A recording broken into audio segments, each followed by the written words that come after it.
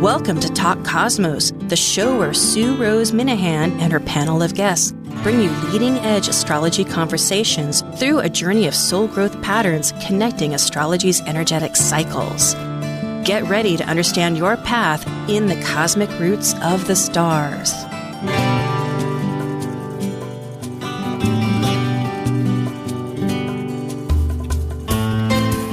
Hello, this is Sue Minahan, Talk Cosmos founder of Leading Edge Conversations, Awakening Your Authentic Self to Empower Your Soul Growth. And today is September 18. And our subject with Planet Buzz is going to rotate around Mercury retrograde. It's a time of reseeding destiny. There's a lot of calls to it, a lot of energies happening, and this panel is stellar. And it's going to really contribute a lot of good thought for us to think about, because what is a retrograde except a time to review? Check it all out again. And in fact, it's not just Mercury on this little path, but all the planets, just about, except for the other two personals, which are Venus and Mars, the cosmic lovers. They've got their story. It's not necessarily in the same connected as we would think. I mean, just playing off that idea of energies that like to assert and receive, which they do, but it has a relationship. And with Mercury in Libra, that is a relationship. So just trying to kind of give an overview a little bit. And of course, we'll check all this out later in the conversation as it goes, because it is a conversation and we ping pong each other and bring up ideas. But it occurred just a few days ago, and depending just where you are, on the 9th or 10th, because it was very close back east, because we're a big nation. We have 3 time zones where it started just before midnight. So meaning over on the West Coast, and I'm not even on the coast. I'm over here in Hawaii. So it's like a big time zone difference. But the energies progress because our world spins. A lot of things, astronomy, astrology. And I might be jumping in that, but it is retrograde. It's retrograde. Mercury. That's a new word, retrograde. Okay, we won't go there. I think my notes, that is fine. We have, now we're ready for Planet Buzz. Focusing on planetary ecliptic orbital cycles and planetary pairs called synodic cycles connecting the planets at the same degree that begin our relationship, these are the members of Planet Buzz. I'm Sue Minahan, the founder of Talk Cosmos, an eclectic evolutionary astrologer, consultant, certified color energy life coach, vice president of the Washington State Astrological Association, member of Kepler Astrology Toastmaster Club, of a Dwarf Planet University diploma and AA with music degree. I love mythology, philosophizing, collaboration. I'm an artist, writer, a perpetual student of life. And I'm Dr. Laura Todd. I work as a spiritually oriented psychological astrologer with students and clients around the world. As a counselor, writer, and educator, I love helping people recognize their inner strength, take advantage of auspicious moments, and navigate times of challenge with greater ease. On my own podcast, Mythic Sky Storytime, I discuss astrology, mythology, and actualizing our full potential. Holding a Ph.D. in human science, my doctoral thesis, titled Guided by Celestial Light in a World of Artificial Illumination, explores the lived experience of contemporary Western astrologers. In addition to my astrological work, I have a course in personal mythology that explores the stories we carry from our ancestors and the impact those narratives have on our lives. And as the ancient Hermetic code reveals, as below, so above. As above, so below. Yes, and we have a very special guest joining us because we love this. And so I will introduce Nicholas Polonakos. Hi, Nicholas, and I'll pardon while I read your wonderful bio. Astrology and magic, born from a deep, rebellious fire, Nicholas offers 20 years of professional experience in astrology readings, consultations, where there's no wrong questions or answers. Right up my, not about answers, but judgment. Right up my alley, I was going to say. And he creates a comfortable, secure base for a client's evolution, working together to transcend limitations. He's a coach, speaker, writer, humorist, a catalyst, and shares on his website, Sparkles of Gold, astrological views and about the current transits forecast, book reviews, and thoughts on the occult.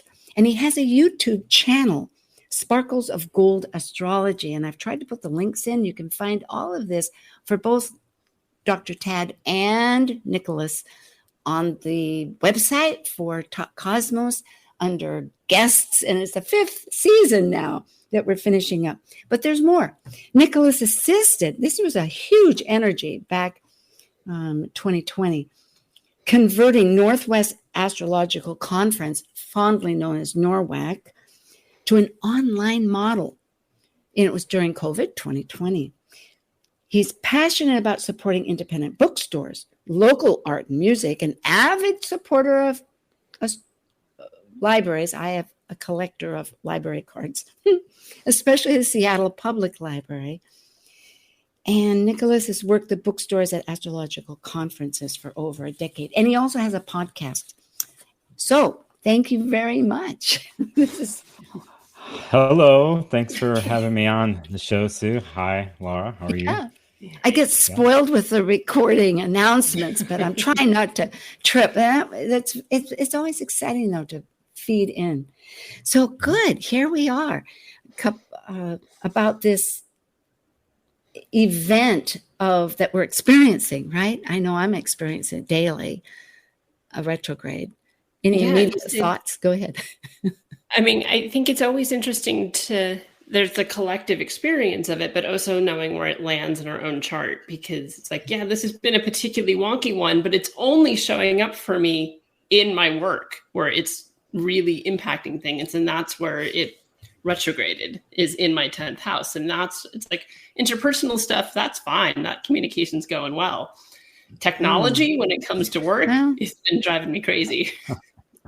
Well, I'm born with it sorry, Nicholas, I was just going to say something. I was born with it retrograde, and I have discovered that all retrogrades impact me tremendously. But then Mercury in Gemini rules my chart retrograde. So there you go. You were going to say something. Yeah, I find retrogrades interesting. I've had to learn how to use them. In my case, I actually look forward to them. Because I get things done. And a lot of the times it's just things that I have started or something, let's say I collaborated on, or some sort of project that I didn't finish. And things come back. And it's usually the time where I finish it. I actually sell things during retrogrades. Too. I have my interesting relationship with Mercury retrograde. And just for those listening and watching, I have Mercury in Gemini. So, I'm a very mercurial person. So they just affect me in general. It seems like everyone here is. I think we all have Mercury. Yours, Laura, is in Virgo. No. Mine's in Gemini, in the 26th Gemini. Gosh, I'm feeling so good. I love this. I have never been with 3 people that consciously, it's all about consciousness, right? This is really great, because I've been having, and I hope I didn't stop you, Nicholas, from following through on. Okay, good. Go ahead. Because I have had some trouble with one-to-one relationships, because I've got a moon in Libra. Hello, it's like, it's going to bound to be, as I grow, it changes. And I was relating to my experiences with Libra people, because again, this is in Libra, which used to be a go-to relationship to me growing up. But now I was scanning, which I do, the whole horoscope, and I'm going, I really like Gemini. Somehow, through thick and thin, we managed to kind of just juggle enough that it can connect. So thank you very much. I'm glad you found yourself liking Gemini now, because it would have been weird being on this show if that wasn't the case. That's very true. No, but I'm really liking, I do that. I scan a lot going, anyway, all the signs are marvelous. But I am grateful. This is exciting. Yeah, well, and it's interesting, even just like I looked a little bit just in this next week in particular is going to be really interesting with the retrograde, because there's sort of a succession of events that happen. So the retrograde Mercury conjuncts the sun on the 23rd, and then hours later it retrogrades into Virgo. But it does that, they are conjunct like at 0 degrees, 14 minutes, Libra.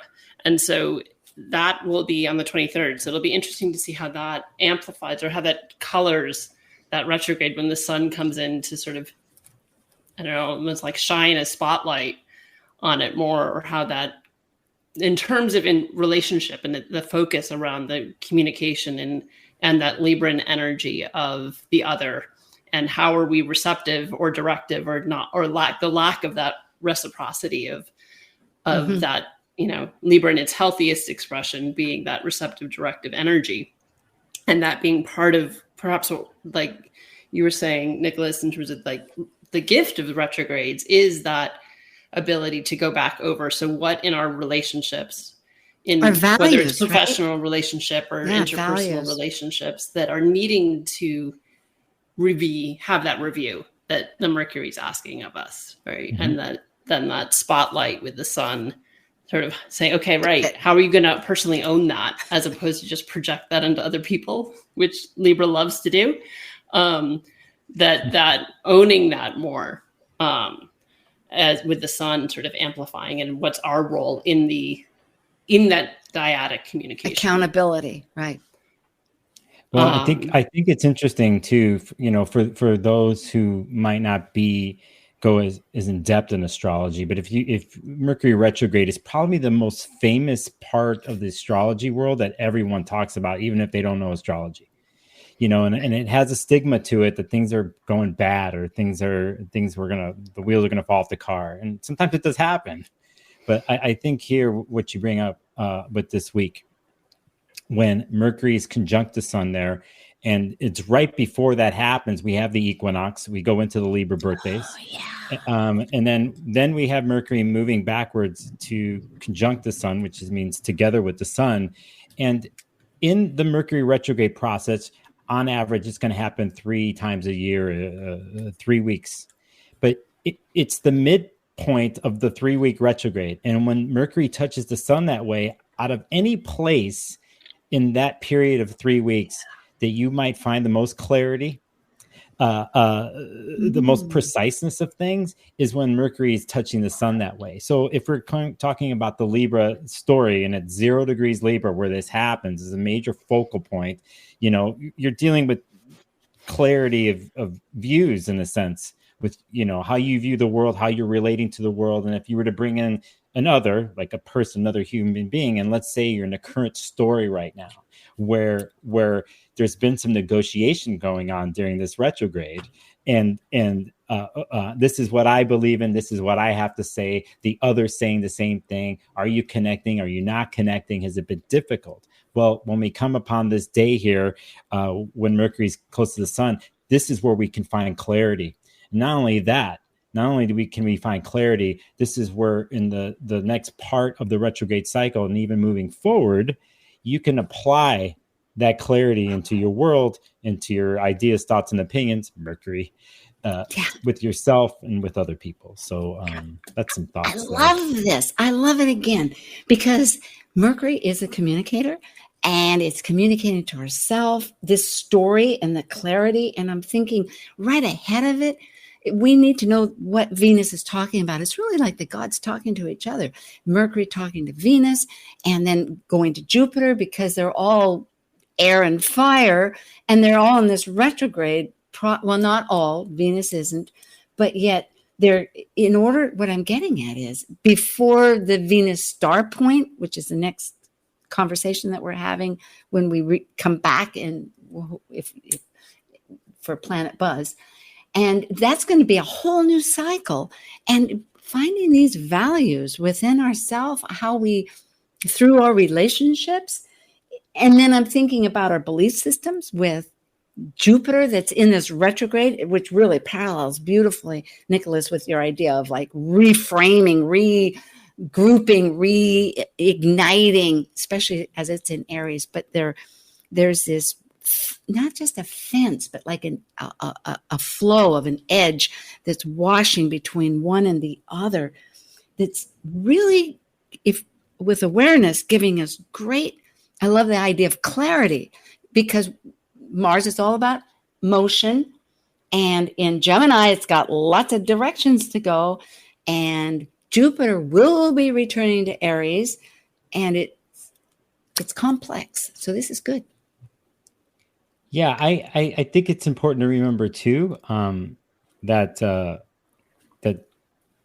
things don't last forever in astrology. Things are always moving at different speeds, and I think here, especially with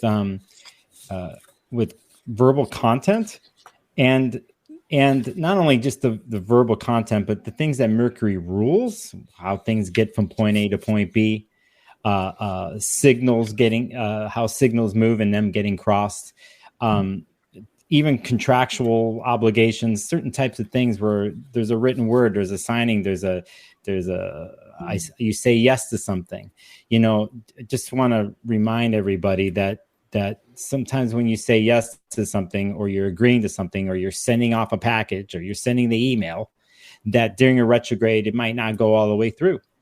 And it's important to remember to think about this as a lab experiment, and to try not to get connected so emotionally to things that do not flow from point A to point B, and that there's reasons behind this. And if you can somehow step away and take your time and see possibly what those reasons are, that it's to your advantage. I'm harping on this a little bit because of the stigma the Mercury retrograde gets. So I think that's because there is a lot of fear in the sort of mundane aspect of that, and the people, it's like a little bit of knowledge is a dangerous thing, right? People hear, oh, Mercury's retrograde, oh, you're not supposed to sign contracts. Okay, well then I can't do that. Like, well, you live in modern times. That's often unavoidable. Like, if your job is starting, you have to sign your contract. You can't be like, well, can I sign it in a month? Rarely do you have that flexibility. Mm-hmm.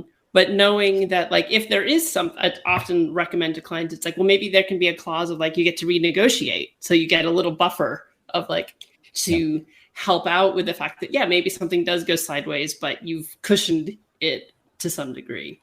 Or knowing that when there is miscommunication, that, like you were saying, Nicholas, that there's a reason for it. Okay, let's regroup. Let's rethink about this, which is all about any retrograde is sort of like you put the prefix re in front of whatever the archetype is, right? Mm-hmm. Mercury, you rethink, you re-talk, you re-speak.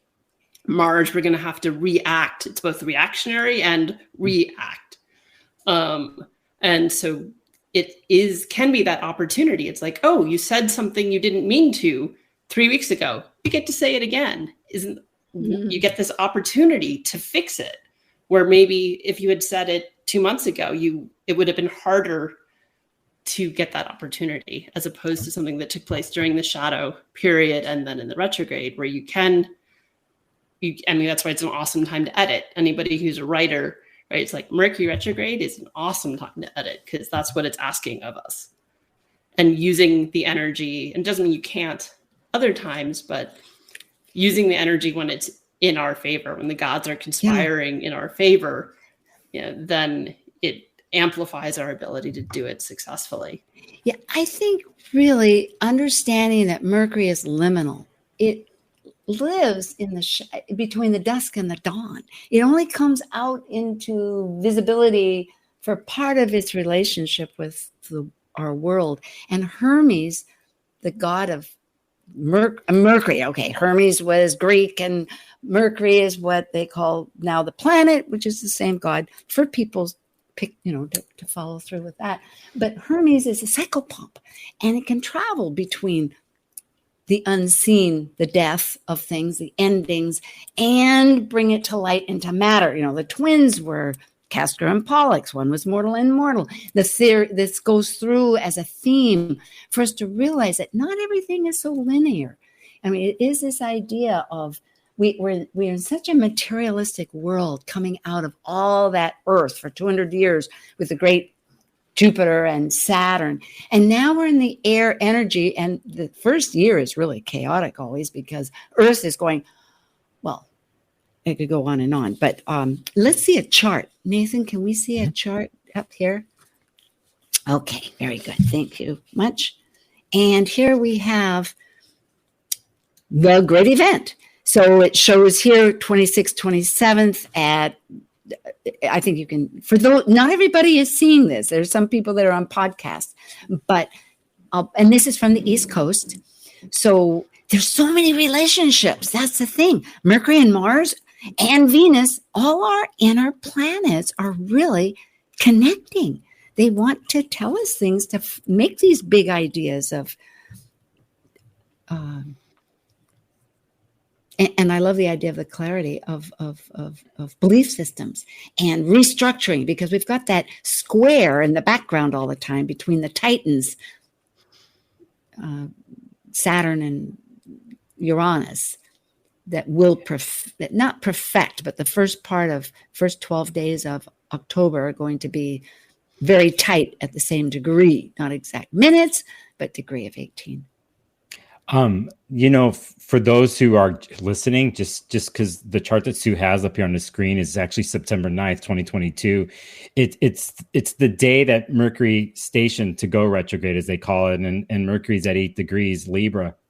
I find it interesting here because in this chart, directly opposite is Jupiter 5 degrees. It just so happens while we're recording this here that we have an exact opposition between Jupiter and Mercury that's happening today. There's 3 of them have happened. There's one's already happened. We're at the 2nd chapter, and it's going to happen again when Mercury starts to move forward in part of the retrograde to meet up with this Jupiter opposition. So for those listening, that's the chart that's up on the screen. And when Sue, you mentioned belief systems, you're obviously talking about Jupiter. So, but I think that's something it's important to talk about here, because whether it's in these personal negotiations we have in our life with ourselves or with the rest of the world, how does one use an opposition when 2 planets are 180 degrees from each other? Because sometimes energies could be on one part of the opposition, like the Mercury side, or then there's the other side, like the Jupiter, and it can go back and forth. But what we like to do is to find the balance in between those two. And we have a major part of that story that's happening today. So, and this makes me realize, okay, they're ruled, as astrology says, in what signs? I mean, by the planets, which is Mars and Venus. And Mars and Venus, which are for people, on either side of Earth, are cosmic lovers, just because, well, one is receptive as a thinking, and I keep repeating myself, I hope it's not too much, assertive. But the point is that they're going to be in a trine when they're both direct at 25 degrees Libra. And that will be, I have a screen on that later. I could jump to it, I think. Here. Nope, right there. The Mercury-Venus conjunction? Yeah. And so I'm thinking that's part of it. I think this feeds into what you're saying, Nicholas, about these rulers want to help us get clarity. This is just after the equinox that you brought up. This is just after Venus goes into this 100-year cycle with Venus, where it's going to be one of our go-to connections, looking at the sun connected with Venus, which is pretty powerful as far as thinking about things of balance, and not just balance, what's balance, but values and love. What are we attracted to? What really matters? Any rate, that I wanted to slip back to that. Shall I go back or forward? Stay? You can go back. I was kind of curious. Okay. Well, you brought up some stuff here too, that in the end, if let's say we were looking at what's happening today with Mercury opposing Jupiter, Mercury being in Libra, which is ruled by Venus, you have Jupiter in Aries, which is ruled by Mars. And if you go look to where Mars is right now in Gemini, and you go look to where Venus is right now, and if I'm correct, it's in Virgo, those two are both ruled by Mercury in the end. So there's all right now, as we're currently speaking in this retrograde, it is fully Mercury focused. It's going to shift, but I don't know, Laura, what do you think about this? Yeah, I mean, I do think that's a good point, that it's part of it. It just, it's like Mercury squared instead of like the duality of Mercury that we often see with Gemini. It's like, to the second 12th degree, or like cubed. It's like refining all this. And so then it's showing up in multiple areas of our life, and in so it's not just our mental, what do we think and how are we speaking, but with the piece, with it being in Libra, then it is about values, right? And then that gets repeated, right? Sort of the rule of 3 that you look for in a natal chart often, right? It's like, the probability of something showing up in a personality is how many times are you seeing a similar archetype repeated? And so we're getting this over and over and over again in the current chart around communicating what's important, what are our values, and are we speaking our truth, right? Which has a lot to do with the Jupiter, right? Jupiter has a lot to do with truth. And so are we speaking our truth? Are we truth to power is part of that, probably with the Mars piece. And so who's speaking, who's being heard with the Libran piece too, I think is part of that. And Virgo can be a bit of that analysis paralysis. So are we talking too much and not saying anything, right? Talking lots of words, but not necessarily saying anything. Well, vulnerability. There is that.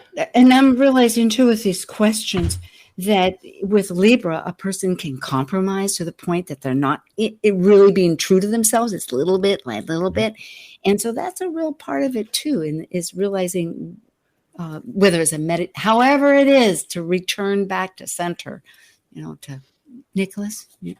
I hear you. Yeah, you brought up refinement earlier, Sue, and that's the type of thing. Sometimes refinement is a process, just like something you're creating is a process. Sometimes you fumble and it doesn't work out the way it is, and you learn. It could be with the words and your thoughts.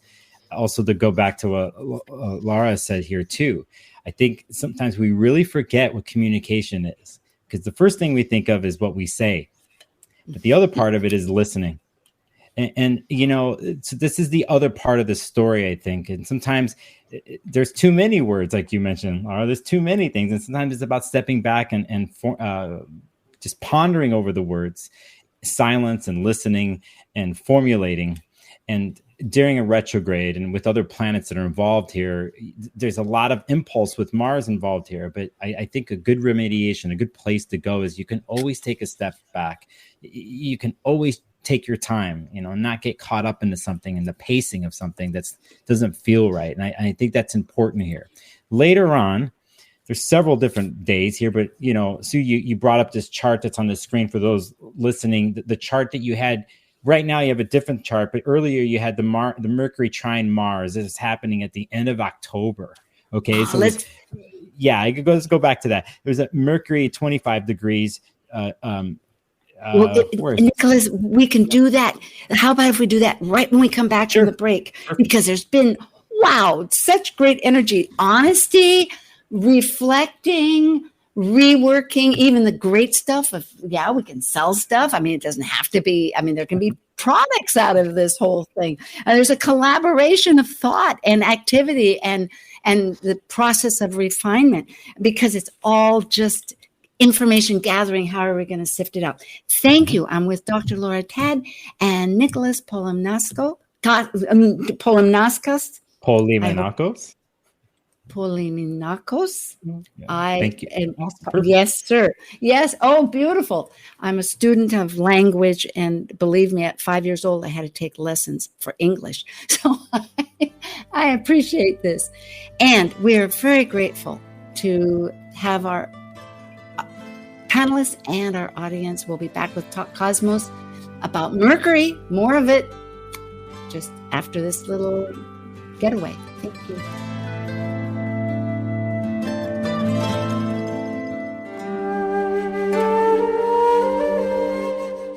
While we take a break from this week's edition of Talk Cosmos, let's take a look at this cycle's archetype. We are currently in the yin period of Virgo. By leaving a cycle based on the creative manifested legacy of our highest creative form, the energy of Virgo completes the last sign below the horizon of the self and requires discernment to perfect oneself through the mental process of critical analysis. As a mutable earth sign duly ruled by Mercury, Virgo refines, heals, or fixes through daily routines, developing skills and services to control nature's chaos and maximize efficiency. This is Martha Norwalk. Every Sunday morning, beginning at 9 a.m., thanks in part to New Pro Supplements, we cover the world of animals. This week, it's an encore presentation of Animal World. Tune in to hear our last healing show with Dr. Nels and his sister Linda Rasmussen with us. Together, they helped callers and their animal friends with emotional and physical issues, and you can receive a surrogate healing just by listening and following Linda's instructions. Join us for Martha Norwalk's Animal World, Sunday morning, 9 a.m. to noon, right here on Alternative Talk, AM 1150. Talk Cosmos brings you leading-edge astrological conversations with hour-long programs each week on KKNW. The show goes live every Sunday from 1 to 2 p.m. Pacific. Talk Cosmos weekly programs are also available to watch live on Facebook and YouTube, along with daily chats throughout the week on the Talk Cosmos YouTube channel. While you're there, make sure you click like and subscribe buttons so you can get the full Talk Cosmos experience. Or, if you'd rather listen to the show archives with audio only, the entire podcast collection since 2018 is available on most podcast carriers. So, grab your coffee, tea, or kombucha and enjoy the show. Talk Cosmos is celebrating its 6th season and has a special gift for everyone listening to the show, a free mini transit reading from your natal chart. This reading can help you discover your life path forward and make you aware of current opportunities and challenges. Talk Cosmos Kaleidoscope Visions panel invites you to participate in this learning experience and to interact with the astrologers reading your chart in 2023 during the monthly Kaleidoscope Visions show. To schedule your mini transit reading, send the show an email at info@talkcosmos.com and find more information about the panel at talkcosmos.com. We look forward to connecting with you for a free natal chart mini transit reading with the Kaleidoscope Visions panel, scheduled every 4th Thursday of the month at 1 p.m. Pacific on Talk Cosmos. Seattle, Tacoma, Antwerp? That's right. We're streamed worldwide on our app and on the web at 1150kknw.com. Okay, we're back. And before we begin, I want to ask both of you, if you have any events that you want to bring up, whether a class or whether your YouTube channel, something like that. So I'll begin with you, Dr. Tad. So I am actually doing something it's an organization in Seattle, randomly, a friend from grad school, but it will be virtual. And I'm not sure if the link is available yet, but I'll give it to you, Sue, when it is. So there's a Creative and Expressive Art Certificate program that a friend of mine from graduate school has, a whole certificate training program. And I'll be over Zoom doing a Saturday workshop on the 29th of October, a full day workshop on personal myth to sort of introduce people to working in that way. So that'll be through the Northwest Creative and Expressive Arts Institute that's in Seattle. And I can, when the link is live to register, I'll give that to you, Sue. Okay, but also it'll be on your website, I would imagine, yes? Yeah. mythicsky.com. And so people, if they ever are curious, how do you find, just go to Talk Cosmos, one more reason, and you can find Laura and find that info. And that's really appropriate. It's right before all this, after so much significance. We go through all the details. Nicholas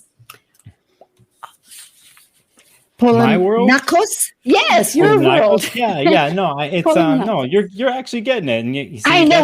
That's in mind. See, this is a total retrograde moment happening here right now that you're learning on the fly.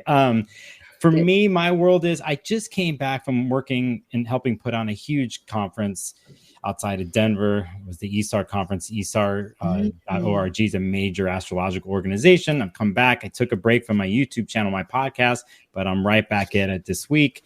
My YouTube channel, Sparkles of Gold Astrology. My podcast is called Sparkles of Gold Astrology Manifesto. What I will be posting here on the podcast are a bunch of interviews that I did actually at that conference, and some interviews that I did at the NORWAC conference that happened just outside Seattle. But yeah, I'll be back on my channel here. And also I have my blog pieces that I do and other odd, weird things on my website, sparklesofgold.com. And there's other things down the pipeline that are actually coming my way. And I'm going to do a total Mercury retrograde moment here. And I can't tell you what those are because I'm not supposed to talk about it yet. Oh! So that's the craze. This is the tactic that every soap opera or major television thing that knows how to wrap people up is they leave you hanging. Okay. I love it. That's what I'm doing right now. Excellent. That's what we like. A little intrigue, but has a promise, right? Reel that bait. Well, thank you both. That's just good. And Nathan, I think we have our screens back again. Oh, thank you much. All right. So back to what is happening here. We just reviewed a whole bunch. Of October. Well, this is when it ends. So that's somewhat. Yep. Take a look at it. Yeah. I didn't put it. Go ahead. Just for reference, this is October 2nd, 2022, 5 in the morning-ish on the East Coast. This is when Mercury stops moving backwards, as they call a station, right? Yes. And starts to move forward. And it happens at 24 degrees Virgo. And just so you know, we were talking about Mercury and Libra this whole time, the three of us, right? Yes. But Mercury keeps going backwards past the sign of Libra, or goes back into Virgo, just for people who are listening and watching. Yeah. Ruled by itself, as we had said. So thank you. I really appreciate that. Yeah. One aspect or energy that's has been working since last year and isn't perfected. That means absolutely, totally, from Earth, because it's still our vision out into the sky. But Saturn and Uranus, right from the 1st to the 12th, are going to be really at both 18 degrees. So that's the old and the new, reconstructing the new. So here the thinking process, or not just thinking, as we've said, but communication, transportation, the inner we communicate within, is going forward, maybe to start really reconstructing some of this. I think I have Saturn and Uranus square natally, so I'm very familiar with that energy. And I think part of that, having lived with it for over 40 years, is that, it's why I have a doctorate. I want to be weird, but I have to be taken seriously. Right? I'm the child of hippies who's an astrologer, but I have a Ph.D. And so it's that tension between the establishment that's Saturn, right, and the old, and the revolutionary energy that is Uranus. And it's not where if they were in opposition, it's sort of one or the other in this extreme, but the square ultimately is trying to coexist in this tension and have it be a both and rather than and it can't have the pendulum swing that the opposition is vulnerable to. You know what I suddenly remembered, because I'm sitting here next to the ocean and there's reefs. I mean, not big reefs, but there's like rocks out there, and that's where the fish live. And I was thinking somehow it made sense when I was thinking of it. But, it's where all the goodies are. All the fish are in the rocks, making the best of it. At any rate, you're making the best of it. And it's a beautiful thing. It's a good example. And so I think, so for all of us, we're moving into this, and, to be US centric, right? Just looking at what's going on politically. And so this tension of the old and the new and the revolutionary, and how do we not throw the baby out with the bathwater, but there's lots of stuff that needs to change, and that trying to thread that needle of what's needing transformation and how to do it in a way that the floor doesn't give out. Yeah, you're talking about, structure. Yeah. And even rules, new rules. You can even think about that way. And to go back to your personal story, are you living with this? And there is that Uranus thing of wanting to push forward and break molds and even burn them down at sometimes. But one can do that. They can have that energy, but you find yourself even then needing something to stand upon, something to bring in to crystallize it all. The Saturn thing. So let's just say on a political end, like, can people bringing in Mercury retrograde into all this at the same time, can people listen to each other for the last month at least?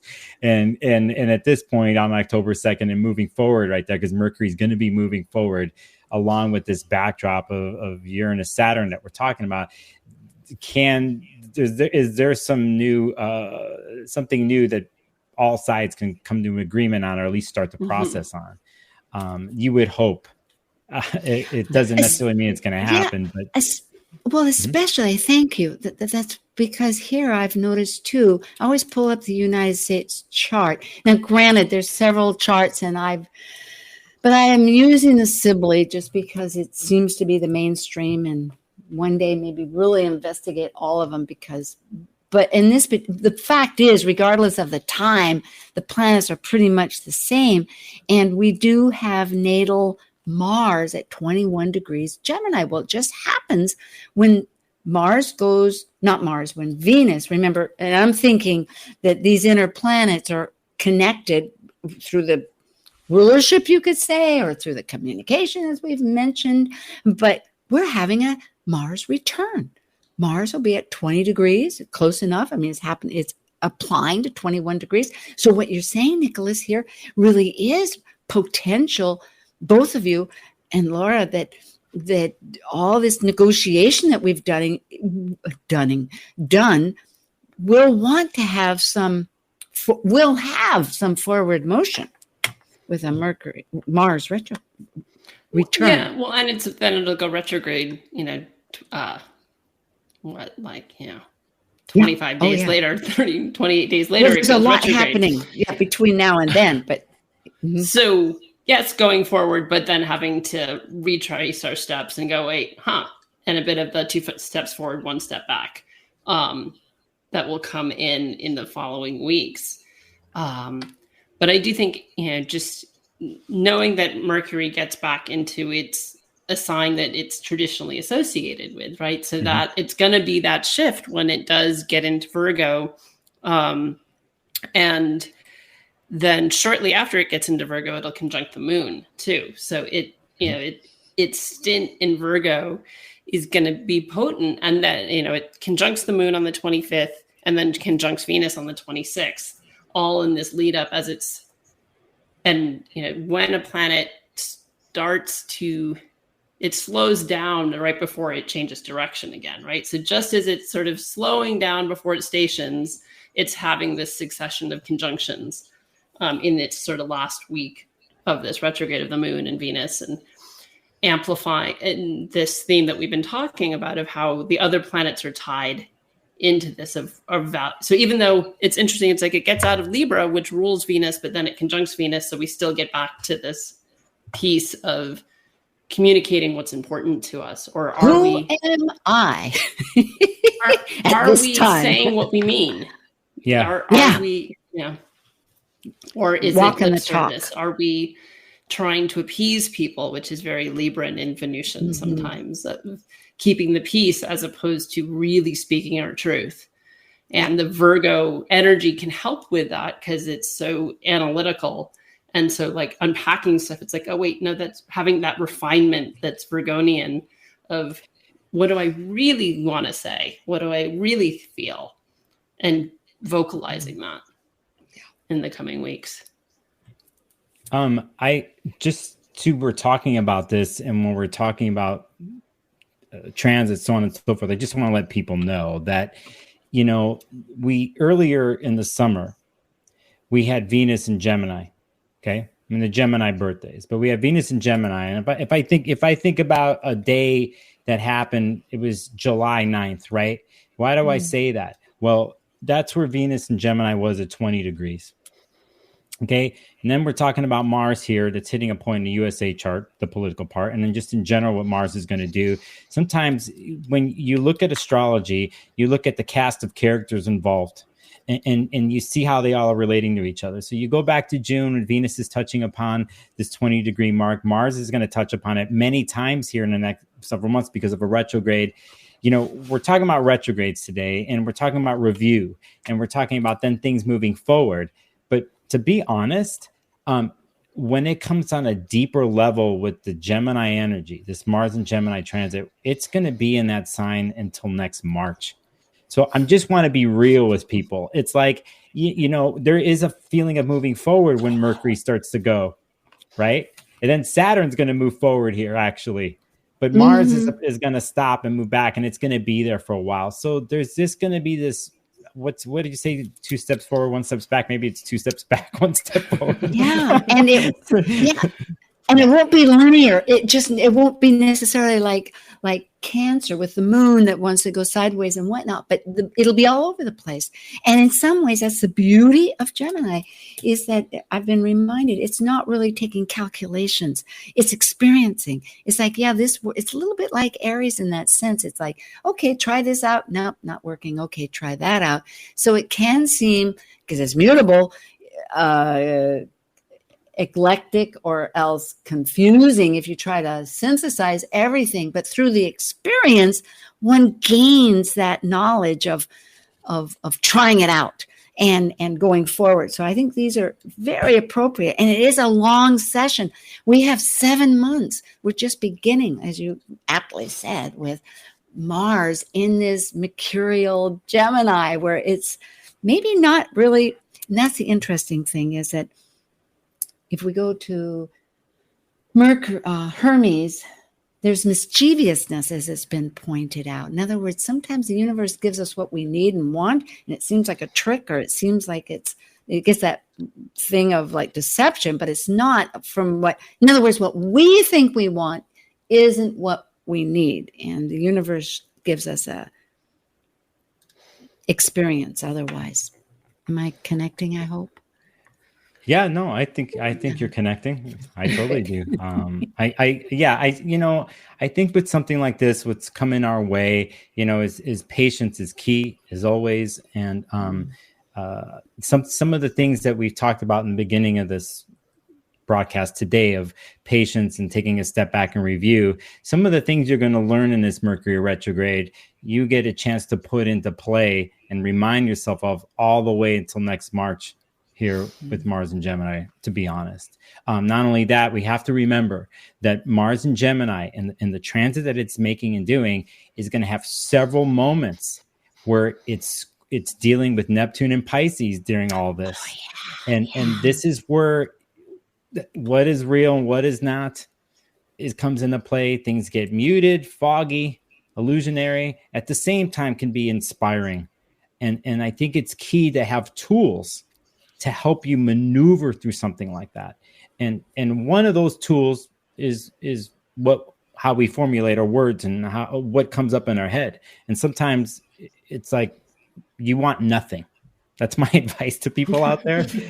Sometimes you don't want anything in your head, and do anything that you can to just, like, in a healthy way, be straight up about that, in a healthy way of just calming your mind and not going too far forward. You have something like Mars and Gemini. It's going to push the ideas, not have any filters at times. And then you're going to bring in something like Neptune and Pisces during this transit till March at certain various points. And you could see how this can get thrown totally off course. So I like to always bring in tools to balance things like that. Yeah, I don't know what y'all think about that, but yeah, absolutely. And I think with those tools, then it's information comes in other ways, right? So through meditation, these aha moments, these, depending if somebody has a level, it could be a period of, if someone's clairvoyant or clairaudient, a uptick in those experiences of information coming through by other means. And again, healthy ways, right? Not escapist, avoidant, substance ways of being in an altered state of consciousness necessarily, but healthy ways of information from through other means. I mean, I've been trying to unpack for myself, like, what's going on that this, for myself, a piece is coming back around that's a really old cycle of using sound with healing and now I'm like, blending that with astrology because the music of the spheres and the planets are all notes. And 25 years ago, I was going to go into a music therapy program and I didn't end up going into it. And so there's this piece that Neptune governing music, right? And so, okay, maybe there's something that's part of how for myself that's bleeding through of this action of Mars, active music, active sound. Perfect. And different ways of communicating. I brought back the chart of the Mars return potentially on October 2nd to update the podcast people for why I have this screen up, listening to both of you, because also up in the 9th house, we have the natal looking again, US centric here. We are, but from our natal, Neptune is 22 degrees Virgo, and it's being opposed long transit with Neptune at 23 degrees Pisces. So there's a lot, it's really this awareness. But meantime, for this particular point in time, because it is a motion that's moving along, everything's in orbit and motion. Mercury, it echoes what you're both saying, that our thought process is getting dissolved to use these other forms. It's not to get into the cycle pump area, you could say, into getting into the spiritual, that to integrate all of it. Spirit goes into matter. We are a spirit incarnated. Yeah. And even, I think I've talked on the show before about the concept of tacit knowing, which they use a lot in higher math, right? Of like, you have the answer, but you don't have the solution that gets you there. And that's a lot of the space that even I think Mercury in retrograde in general can be that sort of tacit knowing. You know it, but you don't know how you know it. And you have to work backwards to unpack how you know what you know. Yep.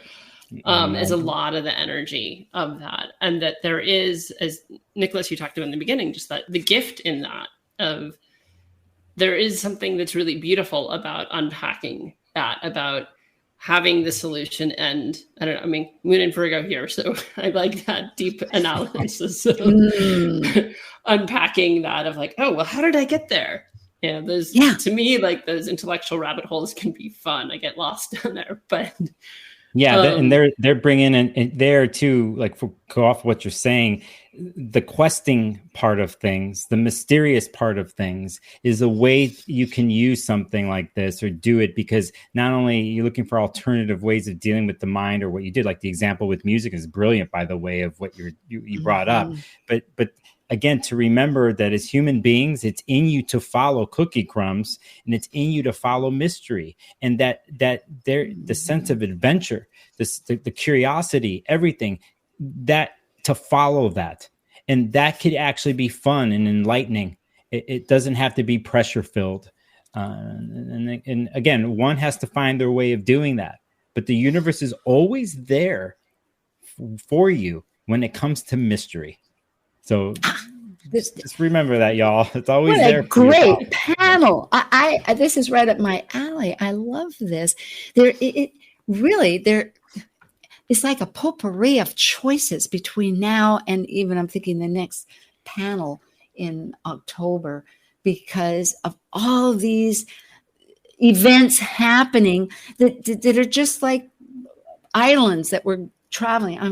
I wish I could show you this ocean over here. I keep thinking of it, but it's really true. And mystery of it, because we have the South Node in Scorpio. We're having this, and this is why I brought up this, because we only have a couple minutes here. The music will come on, by the way, Nicholas, but we can still talk a little bit. We don't have to just hang up. Yeah. And it's asking us to dive down and go into those shadows, to put light in there so that we can not get triggered or not project, as all the conversation here has said. And Thank you, Nathan. Thank you for bringing that up. By the way, people can stop, and this is a good way of finding out about Dr. Laura Tad and Mr. Nicholas Polomenakos. Yay, I said it. Yeah, and myself, Sue Minahan. So what a delight. It is really the quest of discovery of all these parts integrating, because it is a matter of whether you're going to dig down or whether you're going to find the mysterious, to find the breadcrumbs. Yes. Yeah. Well, and I think too, the gift of the retrograde is you get to do it again. Like if you missed it, it comes back around, right? Like you can, even once it goes direct, there's still this time to catch up. You can make the connections. You can make those connections that we're talking about. Then you feel that you're connected. Yay! All right. We'll see you again. Thanks, everybody. Thank you. Bye. Thank you for joining us on Talk Cosmos, the show where Sue Minahan and her panel of guests connect soul growth patterns with the energetic cycles of astrology. Be sure to tune in next Sunday at 1 p.m. Pacific Time to continue your journey through the roots of the cosmic pathway.